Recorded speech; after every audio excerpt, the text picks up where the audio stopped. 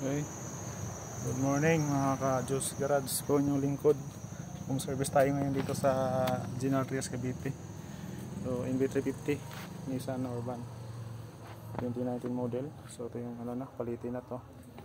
Air cleaner, cabin filter.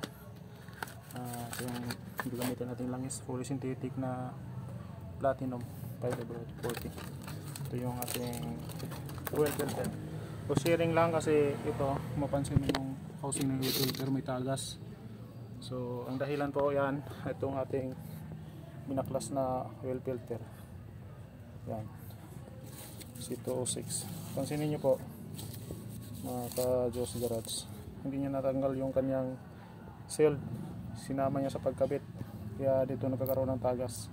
So ito yung bago, yan, may seal talaga yan para hindi madumihan. Ito nakaligtaan or hindi natin alam kung paano, nagmamadali ba siya or nakaligtaan lang, tanggalin yung kaya nagkakaroon ng tagas.